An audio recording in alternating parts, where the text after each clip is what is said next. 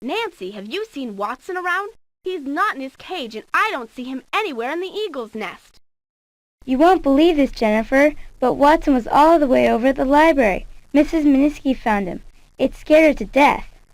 I stopped in to get a book on space for my science class, and Mrs. Garcia asked me to bring him back to you. She was kind of mad. The library? How could he have gotten there? He must have escaped sometime last night, or maybe he was lizard-napped. I'll bring him right up.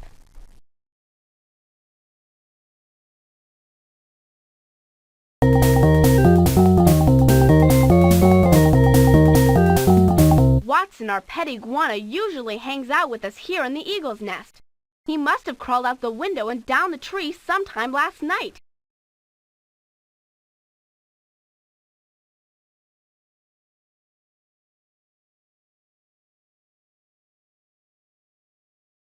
Hey, look at that!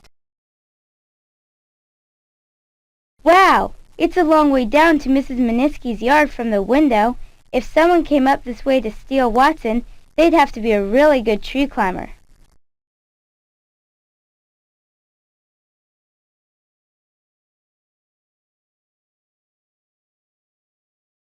I'm sorry, Jennifer. I was sure I didn't leave that window open. It was cold out last night, so I shut it before I left. Come to think of it, if it was cold out, Watson would never have left on his own accord. Reptiles hate the cold.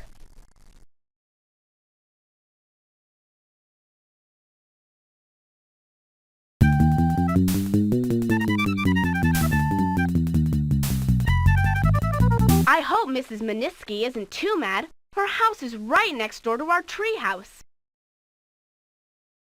There I was, just sitting down for a nice quiet read in the library, when I felt something scramble over my foot. I looked down and saw that dreadful creature of yours scurrying under the table.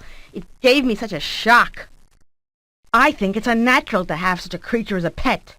You two should have a cat or a dog, not that nasty lizard.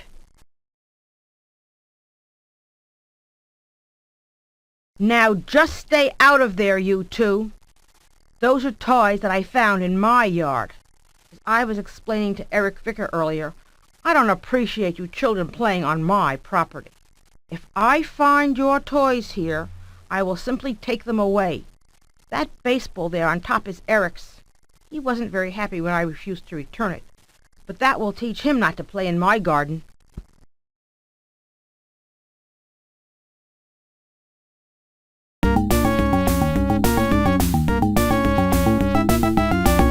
Watson get all the way over here. It's way too far for him to get to from the treehouse by himself. Let's see if doing research on iguanas will help us out. Well, Jennifer, I must say, I was not amused by your little joke. Mrs. Meniski was startled out of her wits when she found Watson creeping under her table. It wasn't us, Mrs. Garcia, honest. We wouldn't just leave Watson here. Then I think we'll all feel better if you find out who was responsible. I don't believe for 1 minute that your lizard walked here from your treehouse by himself. Can you tell us who was in the library when Watson was found? Well, Mrs. Meniski comes to the library every Saturday morning around this time. She likes to read under the skylights. Mark Moriarty, Eric Vicker, and Mike Walker were here also. Mark and Mike left for the park a few minutes ago, but Eric is still here studying.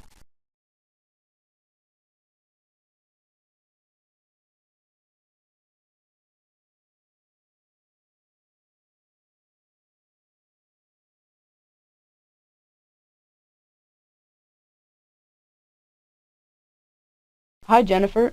Guess you guys heard about the excitement here earlier? Poor Mrs. Meniski. I was just sitting here studying for my social studies quiz when I heard her scream.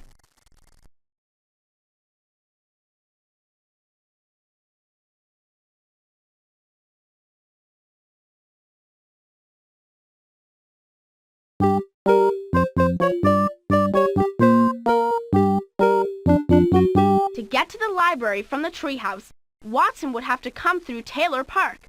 Maybe we can find some clues here.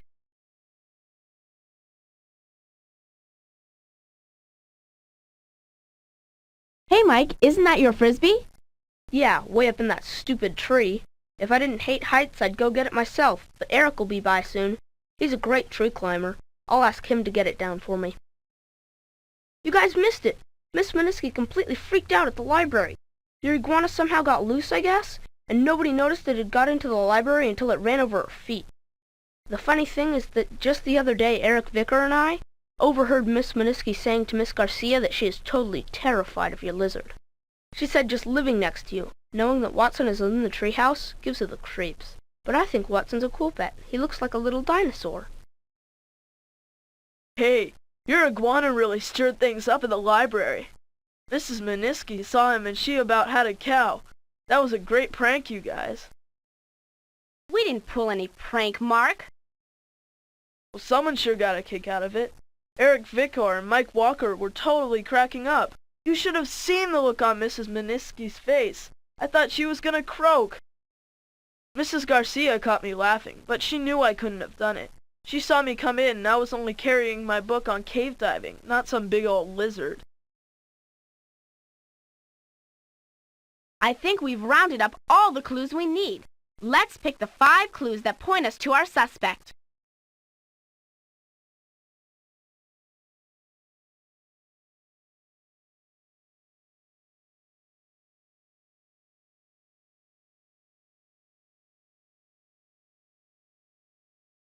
Now let's see if we can point out who is responsible for Watson's mysterious appearance at the library.